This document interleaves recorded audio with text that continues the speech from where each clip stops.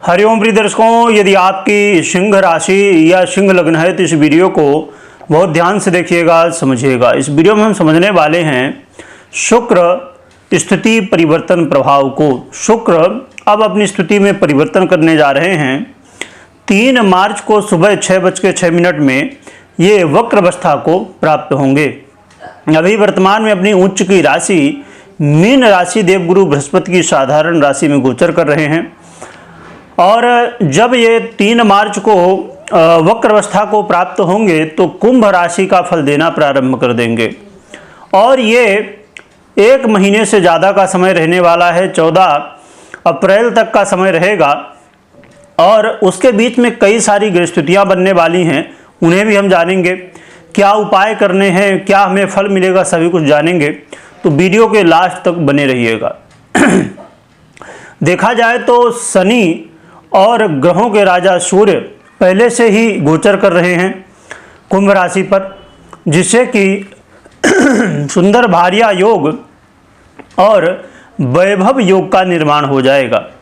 जैसे कि नाम से ही आप समझ पा रहे होंगे कि वैभव योग यानी कि धन प्राप्ति की स्थिति इससे हमें देखने को मिलती है और जीवन में वैभव की वृद्धि होती है, धन की वृद्धि होती है। तो क्या परिणाम मिलेगा ये हम जानेंगे। देखा जाए तो शुक्र महाराज आपके कर्म भाव और तृतीय भाव के अधिपति हैं और कुंभ राशि का फल अब देंगे वक्र अवस्था में, यानी कि आपके सप्तम भाव का फल देंगे।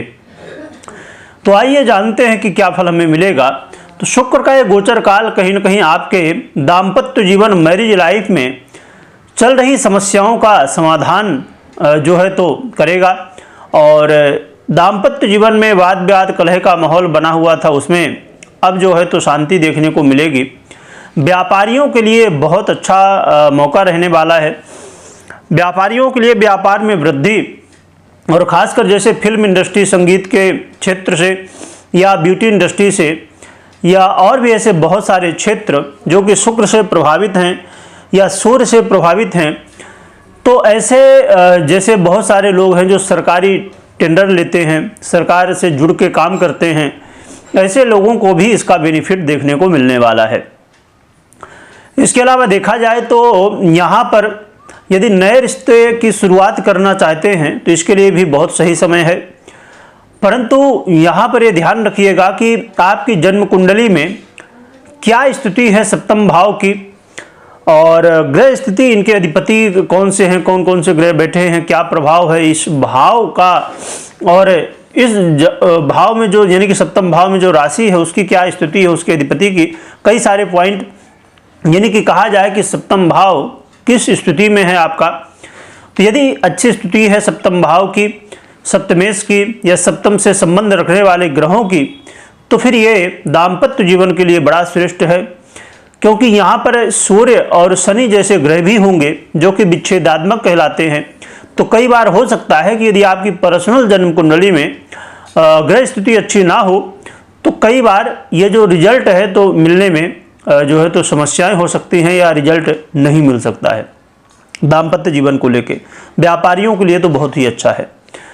इसके अलावा यदि आप कोई परीक्षा प्रतियोगिता में भाग ले रहे हैं और इंटरव्यू दे रहे हैं और सफलता नहीं मिल रही है तो इंटरव्यू के लिए ये बहुत अच्छा समय रहने वाला है। खासकर सूर्य और शुक्र से संबंधित रिलेटेड यदि क्षेत्र हैं तो इसके लिए और भी अच्छा रहेगा। कर्म भाव के अधिपति हैं तो आपके करियर में भी इसका प्रभाव देखने को मिलने वाला है। करियर में बदलाव, पॉजिटिव बदलाव और संभव है कि सैलरी वृद्धि के लिए यदि आप प्रयास कर रहे थे तो यह समय हो सकता है कि सैलरी में वृद्धि देखने को मिल सकती है या जॉब में कोई न कोई ऐसा चेंज जिसकी वजह से आपके आय में सुधार हो सके, आय में वृद्धि देखने को मिल सके।